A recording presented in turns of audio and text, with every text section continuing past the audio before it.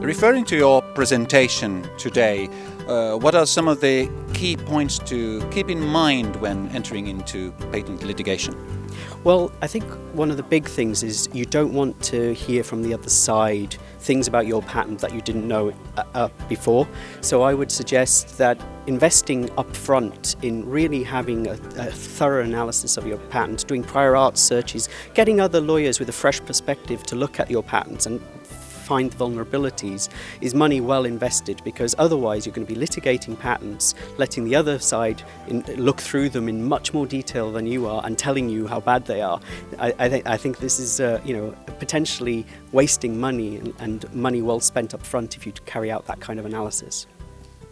Up on stage you mentioned red teams, and it seemed like there were many people in the audience for whom that was a new term. Could you briefly explain what a red team is in this context? Yes, very simply, it's just a team that focuses from the other perspective. It's a team of people who are looking at it as if they're employed by the other side to find vulnerabilities in the patent in either way. So it's just carried out in exactly the same perspective from the kind of the white team, which would be the opposite, and just let them run and find the vulnerabilities in your portfolio and patents.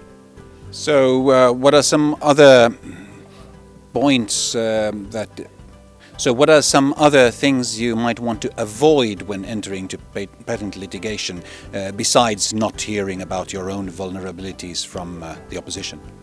Well, I think one key point is when you decide on jurisdictions, make sure that you have the budget to cover it, because there's nothing so much that you enter into patent litigation. It's very hard to stop patent litigation once it's started and maintain some kind of credibility. So make sure that you've got the budgets in place and the internal support to actually see the patent litigation through to its conclusion, which might not just be one initial judgment, but might also be a subsequent appeal, maybe even another appeal in certain jurisdictions. So make sure there's commitment from the business to run the long race rather than just get a short, quick win.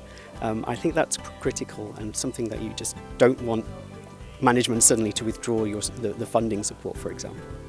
In your presentation, you painted a somewhat grim or realistic image, shall we say, of the success rate. What would you like to say about that as a crystallization?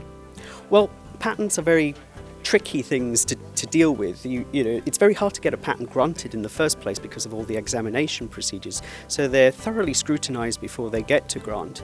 But then there is an additional level that when patents then are scrutinized in courts, it's even adding another layer of scrutiny, and it's scrutiny at a completely different level to examination.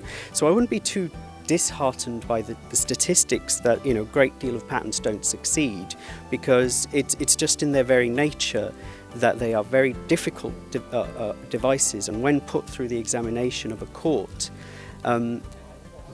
you may lose. It's just a fact that you have to advise, and that's why I think, coming back to the point I made first, know the weaknesses before you begin is so critical, so that you can anticipate the types of counter-arguments that come up, and maybe potentially invest in strategies to kind of reduce those arguments. For example, if you have a potential of a divisional, file a divisional. If your patent could be amended in some way, get the amendments done first, but you won't know to make those amendments unless they've been scrutinised by somebody in this type of red team scenario.